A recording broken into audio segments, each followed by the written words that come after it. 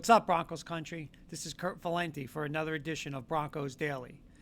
Remember, please like, subscribe, and leave some comments throughout the show. A lot of stuff to do go over with some Bronco talk. Again, exciting. It is going to be an exciting offseason. We're in the offseason now, so hey, I'm ready to go. I think all of Broncos country's ready to go. I think the Broncos players are ready to go. Let's get through this Sunday, get through this Super Bowl. Again, like I say every show, and I'm going to say it every show, it's going to be hard to watch on Sunday. Why? Because we should be there. 100% in my heart. I know we are there with Bo Nix, and that's where we're going to start the show today. Are there concerns, or are you concerned over Bo Nix's not just injury, his injuries, right? We know the controversial statement from Sean Payton. Sean Payton came out saying this might be his third ankle injury, that he's had other injuries in the past. And so are you concerned? My answer, no, I'm not concerned. Let's bring it back a little bit. You're always concerned, right, with obviously any kind of injury, right? And we're talking about the most important position on the football field, the quarterback. And listen, he is a franchise quarterback. I will say that. I believe that 100% in my heart.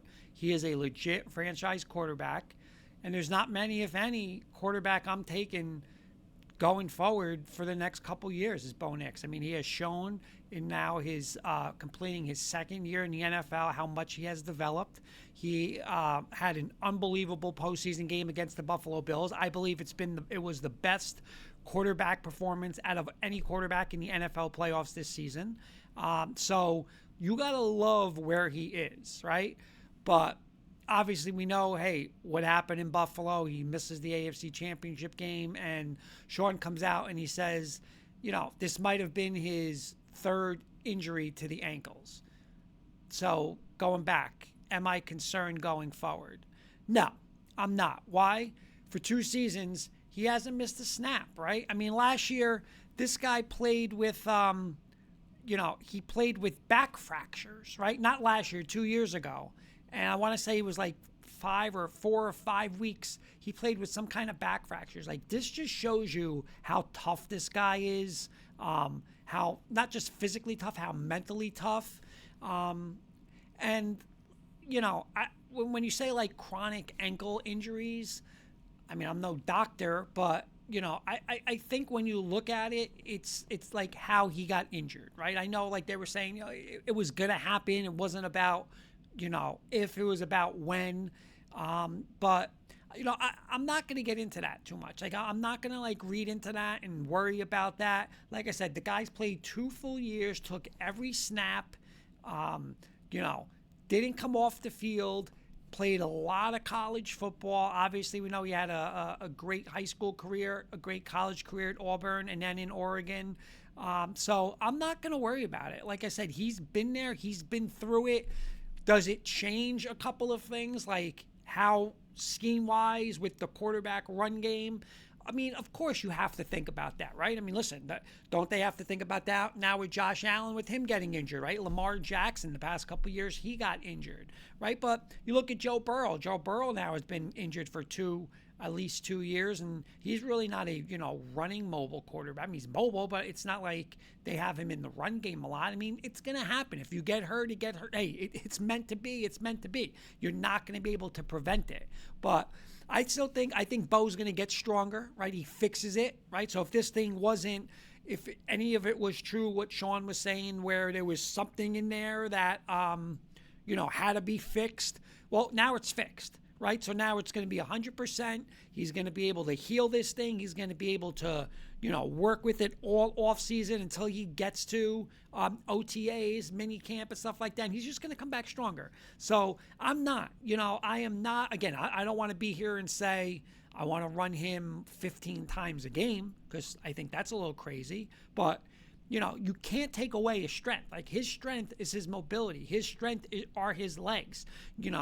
Hey, when it comes to push to shove, you are going to have to call 3 or 4 quarterback run plays a game. He's going to have to scramble. That's what makes him Bo Nix, right? I mean, it's the same thing with Patrick Mahomes.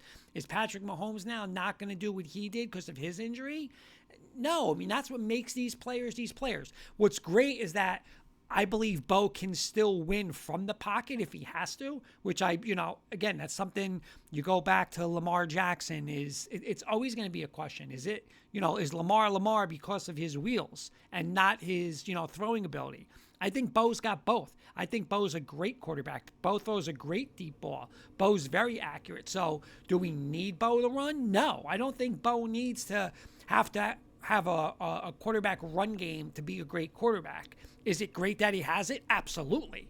Because that's just going to make him a much more better and more dangerous quarterback. But do I think he needs to do it? No. So I am not worried going forward. Now, if something happens and it happens again in the next year or two, that's something, hey, we'll come back and we'll rediscuss. But as of right now, I am not. I'm very confident in him. I think this kid works hard. I think this kid is just going to be super motivated after what happened, after getting robbed of playing in an AFC championship game. So I am not worried. I don't think Bronco country should be worried. And I still think we're going to see Bo Nix get even better. And I just think that's great for us, dangerous for the rest of the NFL, but great for Bronco fans. I think it's going to be, absolutely, he's a fantastic quarterback.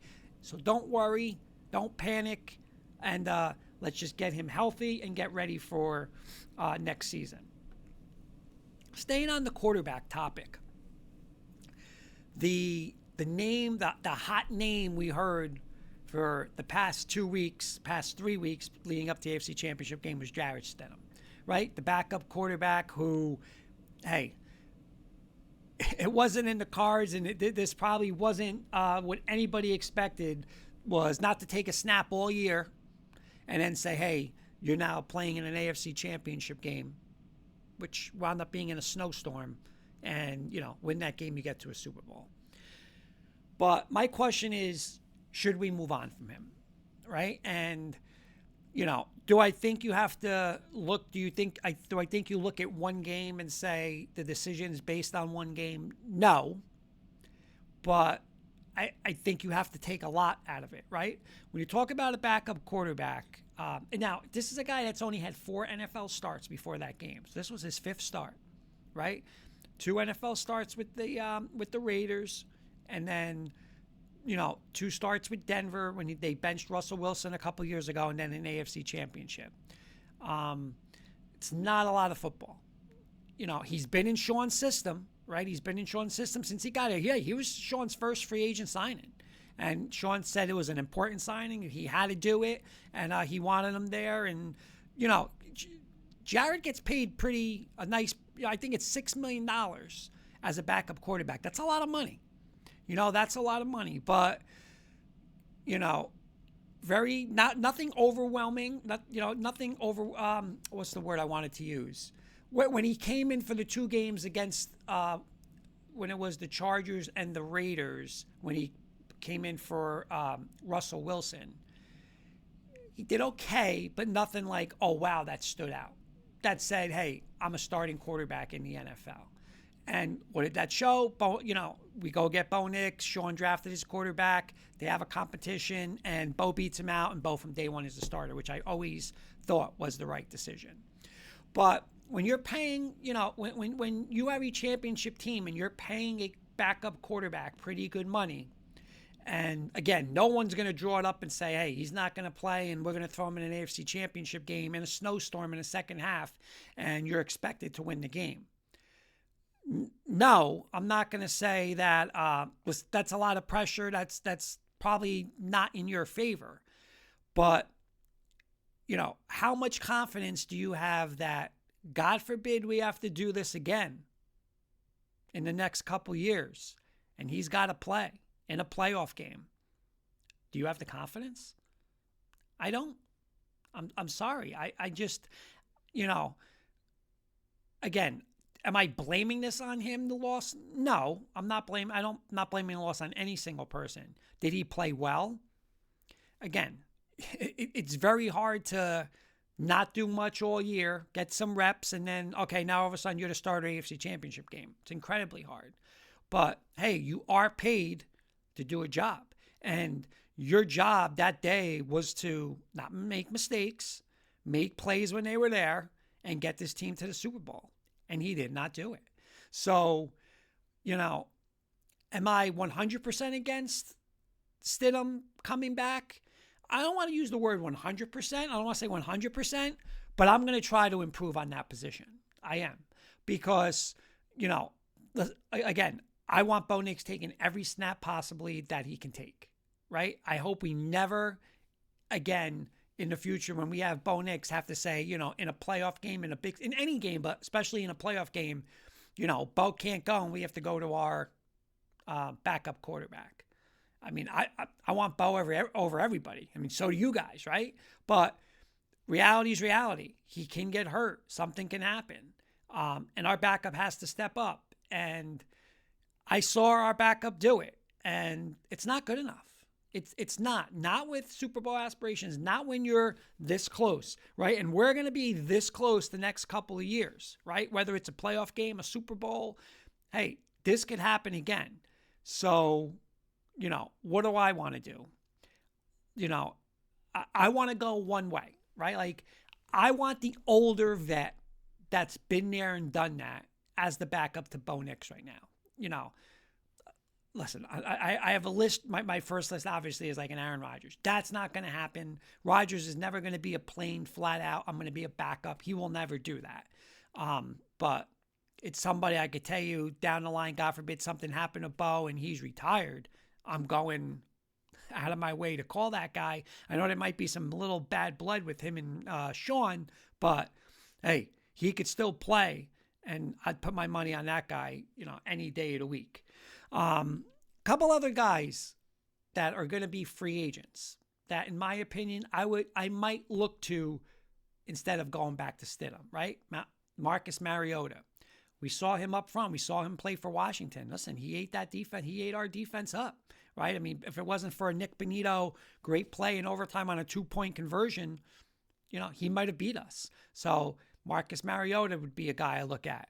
A guy we had and a guy we lost because we just couldn't keep everybody, Zach Wilson, right? He went back to Miami, became the backup over there. But Sean loved him. Sean paid him. He looked pretty good in some preseason games with Denver. Another guy I would look at is Zach Wilson. Now, these are more guys that, again, the next couple, 4 guys older. But if you told me I needed to win a playoff game, would you rather have these guys or Stidham? I'm going to take every one of these 4 guys. Number 1, Tyrod Taylor.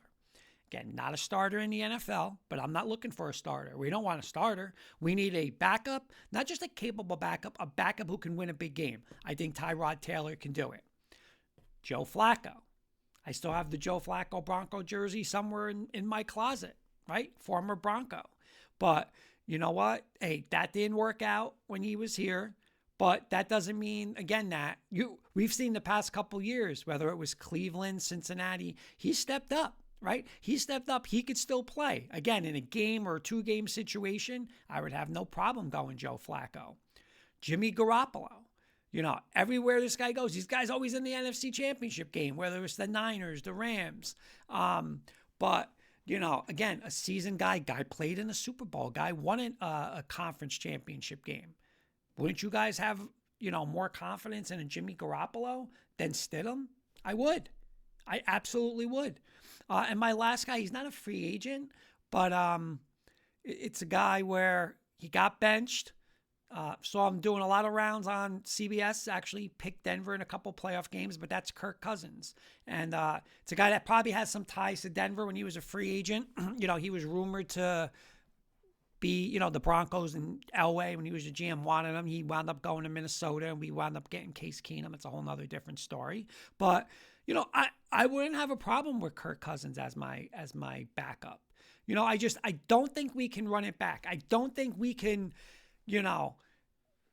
again, God forbid we're in that situation and, hey, Sean's got to tell his team, we're back in this situation. Jared's going to lead you. I think he had his opportunity. He did not play well. He didn't play terrible, but he didn't play well enough. That turnover before half was the game-changing play of that game. That probably cost us the loss. And, I don't know how you can sell to a team, hey, if it happens again, it's going to be different. I don't see how it's going to be different. I don't think he's going to get any better. I think he is who he is. He's a backup quarterback in the NFL. I think he'll have a job on one of the 32 teams. It's just, I don't think we can come back with it, right? Again, $6 million, that's a lot of money.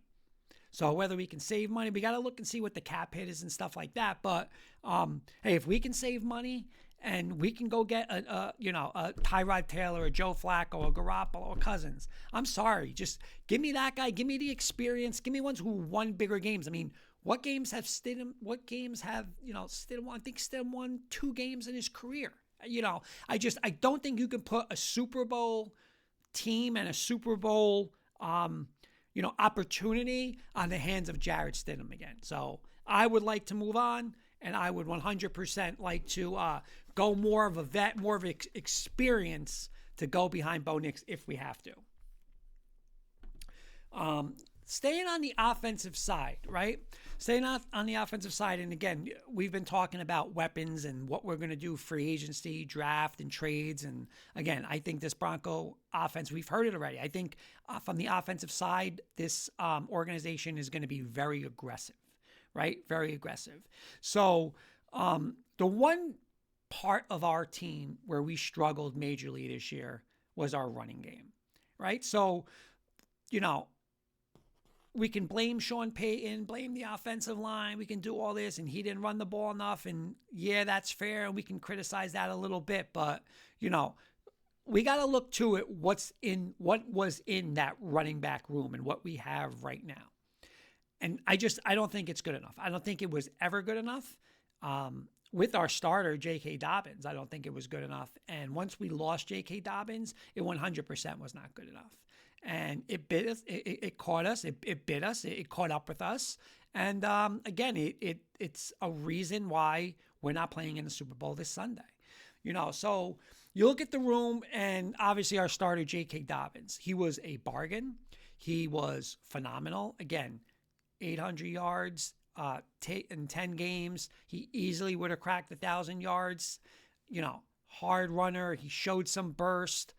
Great pass protector, and just gave us the physicality that we never had, right? Problem is, again, very injury prone. What happens? Gets injured after 8 games. He's done for the year. After 10 games, he's done for the year. Problem, right? Because when we come back, we're coming in this offseason, he's a free agent. How are we depending on that? We're going to depend on you and say, you're now our number 1 running back. Every year of your career, I think he was out of his 100 eligible games he could have played in the NFL in his career. I think he plays 47. So he hasn't even played half of his career games. That's not good. You can't invest in that money-wise, and you can't, not even just money, you can't invest our offense is going to go when you're here. You're not there. That's a problem. R.J. Harvey, love him. Absolutely great pick, home run pick. I think he's an absolute stud. I think he's going to be a stud for us going forward. The problem is he a true running back, right? Converted quarterback. They made him a running back at UCF, and he is tremendous out of the backfield, catching the ball, lining up as a little wide receiver, as a slot, and I love that. I want that. He needs more touches, but the question is it more touches as our starting running back? I say no. I think he has to get some running touches. I think this guy has to get 12 to 15 touches easily a game going forward. But it doesn't mean he has to do it as a running back. Do it as a running back. You could do it on jet sweeps. You can keep him in the, line him up outside, make him, he's great with the, when linebackers and safeties have to cover him. I mean, he's just a pain to cover. So that is an advantage for us. But do I want him as our RB1? No, I do not. So right now, I don't want Dobbins as our number 1.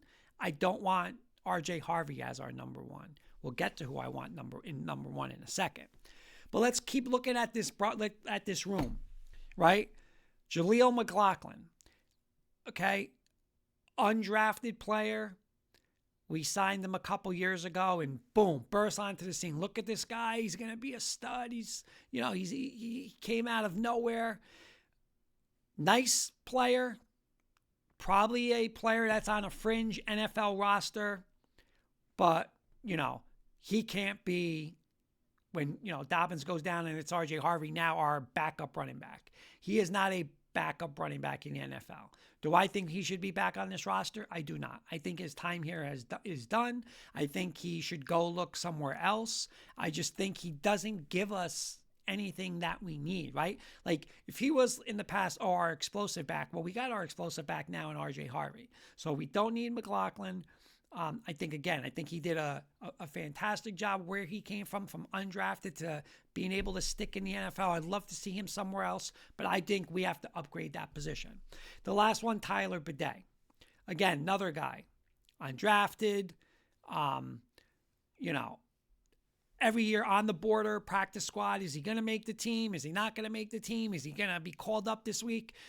When we're putting those guys and we're relying on those guys in major situations, it's a problem, right? Because they're not that talented. I mean, is he a talented player? Of course he's a talented player. He's an NFL player. But he's not to the level of, hey, you're now our everyday backup or third down back. You saw it. He could never get on track. He'll make, one out of his 15 touches. He'll make, a 10 to 12 yard play. Like it's not good enough.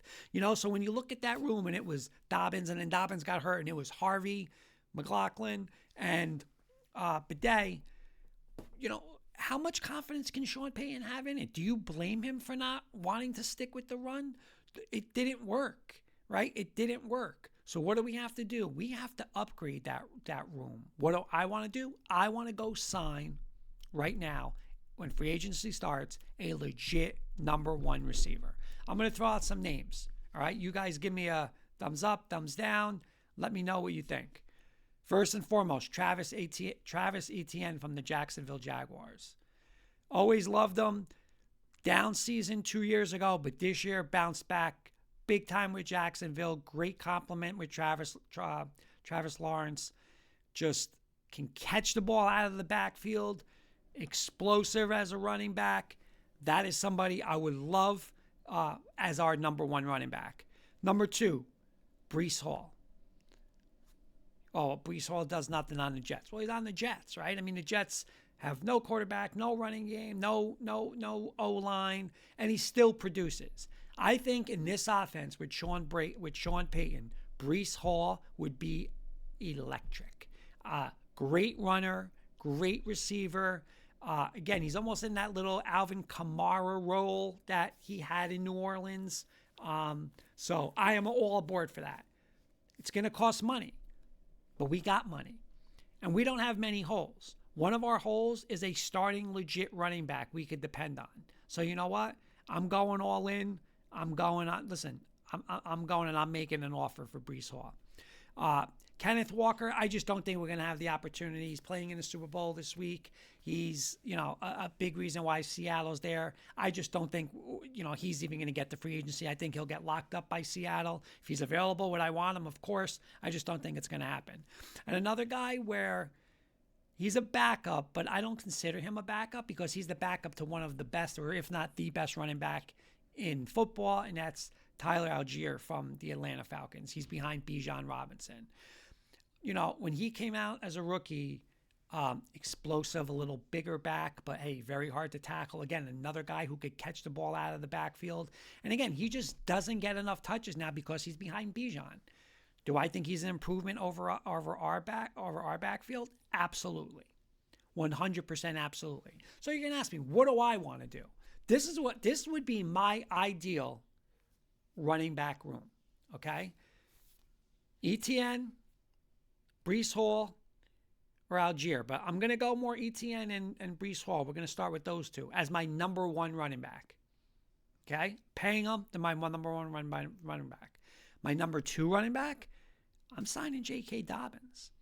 You're not going to get a big contract. You're not going to get a long contract. You're injury prone, but you love it in Denver. And look what you did in Denver.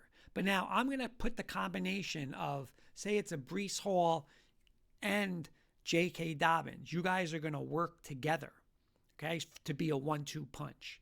But where's that leave R.J. Harvey? I'm not giving up on R.J. Harvey. R.J. Harvey is going to be my third down back, my little scat back, my guy who I can, hey, again, I can line him up. I can play 2 backs in the backfield and play my RB1, and now I can play, R.J. Harvey in the slot, motion him out, and get him on linebackers. That's what he does. He could still get a couple touches as running back again. I want to get him 10 to 12 touches, 15 touches. I'm going to do it however. I'm a little screen game to R.J. Harvey.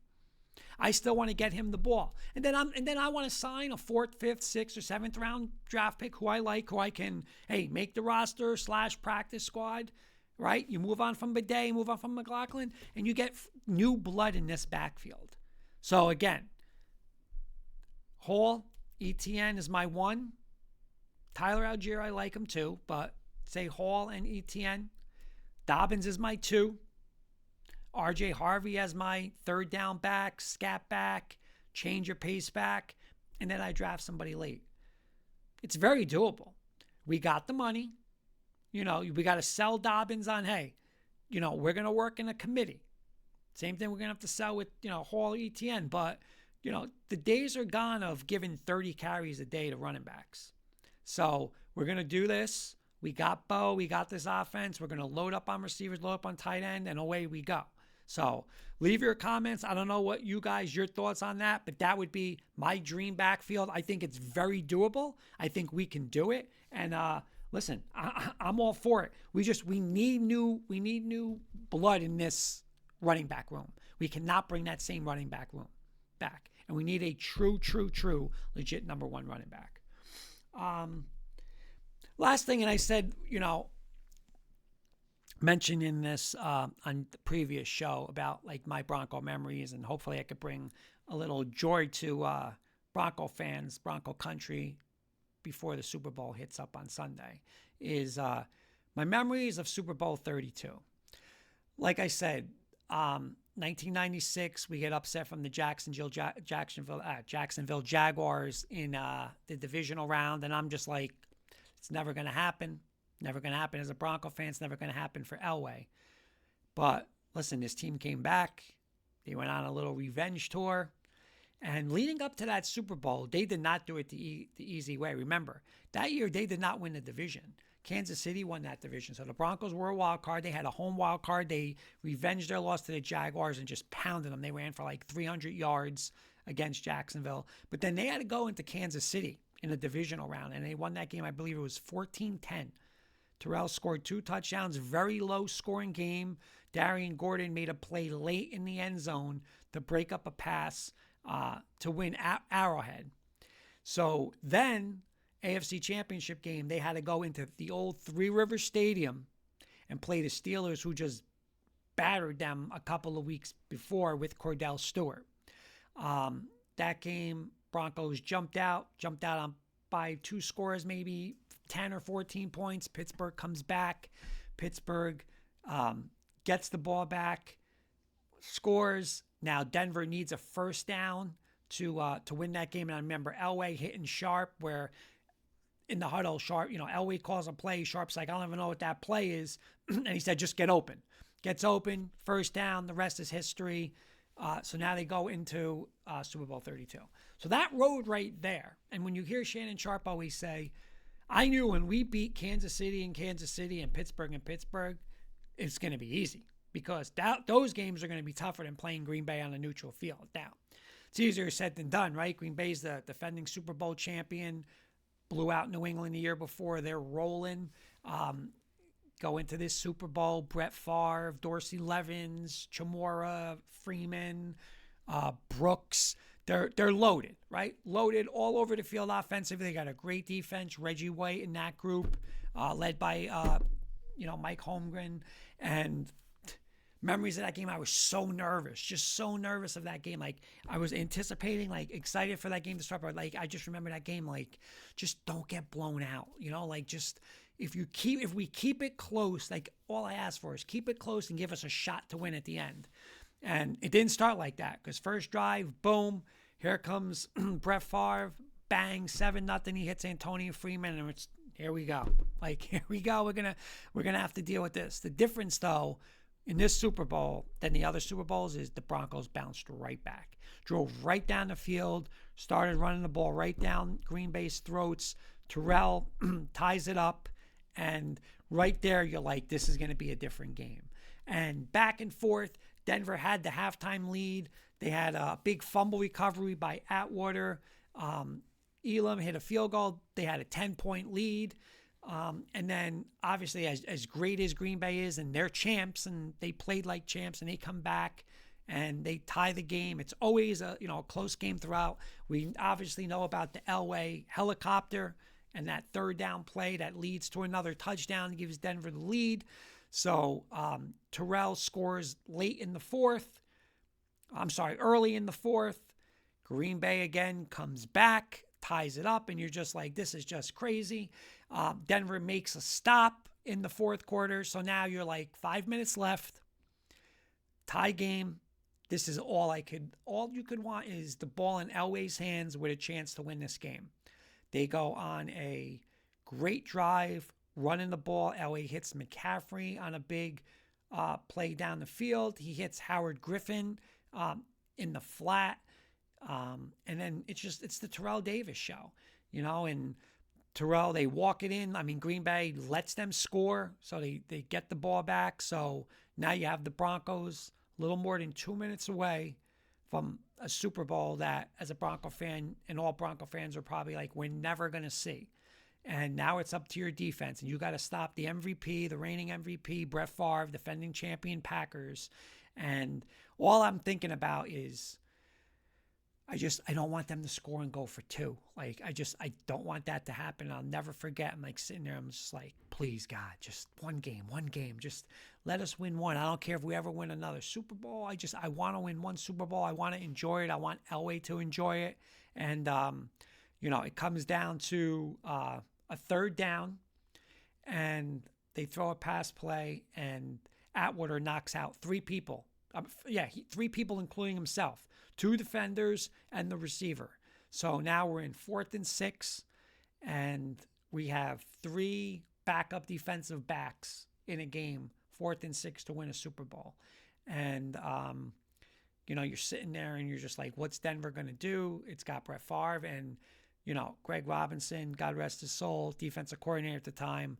I think he asked Shanahan, what do you want me to do? How do you want me to play it? And I think Shanahan said something to the effect of, just do what you always do. And he just all out blitz. They hit Favre. Mobley steps in front of Chamora, and it's like, oh my God, the ball's on the ground. Like, it's over. There's no flags. That's it. I remember jumping up and down, like, oh my God, we did it. You're just watching Elway and Sharp and everybody going crazy. And you're like, oh, wow, you're finally Super Bowl champs. You did it. And they were 13 or 14-point underdogs. Nobody picked this team, And that memory, I'll never forget that memory of, it's the best Bronco game I've ever watched, right? Because we did it. We finally did, from watching Elway go from playoff hero and, just all these 2-minute drives and being one of, if not the best quarterback in football, just he couldn't get it done. And not because of him, because of the teams. He dragged teams to the Super Bowl that probably weren't Super Bowl teams. But, seeing that victory and just seeing how, them carrying him off the field, it's something that you'll never forget. In all Broncos country, I know you guys never forget that. But just that feeling, and to come back, and we'll talk about the next Super Bowl and then 50, a couple of days from now. But just something you'll never forget, and it just brings it back. I always watch it. I have it on VHS somewhere. Watch it on YouTube. The game's on, the highlights, and you just remember it was yesterday. So just great memories. And like I said, listen, we want more, and we're going to get more.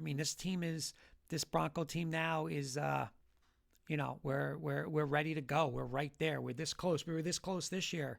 And, in my heart of hearts, Bo doesn't get hurt. We beat New England, and I think we beat Seattle. And I think we win a championship. But hey, we have to wait till next year. That's fine. But just wanted to look back a little bit about Super Bowl 32 and some memories of that game. And Terrell Davis, I remember him getting hurt, and he couldn't see. He got the migraine, coming back and winning MVP. Just unbelievable memories. And again, something where Bronco fans will never forget.